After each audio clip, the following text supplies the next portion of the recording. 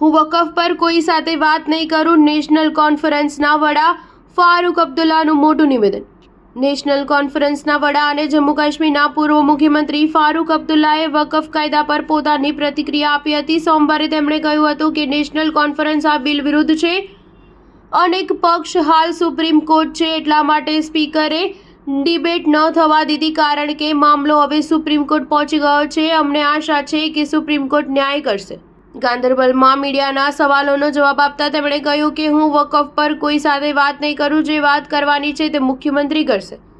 સોમવારે જમ્મુ કાશ્મીર વિધાનસભામાં વકફ કાયદાથી જોડાયેલા પ્રસ્તાવને ફગાવી દેવાયો। વિધાનસભાના સ્પીકર અબ્દુલ રહીમ રાથરે વકફ પર ચર્ચા માટે પ્રશ્નકાળ સ્થગિત પ્રસ્તાવને નામંજૂર કરી દીધો। આ પ્રસ્તાવ નેશનલ કોન્ફરન્સના ધારાસભ્ય નજીર ગુરેજી અને તનવીર સાદિકે આપ્યો હતો। ત્યારબાદ ભારે હોબાળો થયો હતો। હોબાળો એટલો થયો કે 2 વખત ગૃહની કાર્યવાહી સ્થગિત કરવી પડી। કોંગ્રેસ અને ભાજપના ધારાસભ્યો વચ્ચે ઝપાઝપી પણ થઈ હતી। ત્રીજી વખત સ્પીકરે દિવસભર માટે કાર્યવાહીને સ્થગિત કરી દીધી હતી। જણાવી દઈએ કે વકફ કાયદા વિરુદ્ધ કેટલાક પક્ષ સુપ્રીમ કોર્ટ પહોંચી ગયા છે, જ્યાં બિહારના કિશનગંજના કોંગ્રેસ સાંસદ મોહમ્મદ જાવેદ, AIMIM સાંસદ અસદુદ્દીન ઓવૈસી, કોંગ્રેસ સાંસદ ઇમરાન પ્રતાપગઢી અને રાજ્યસભા સાંસદ કપિલ સિબ્બલ શામેલ છે।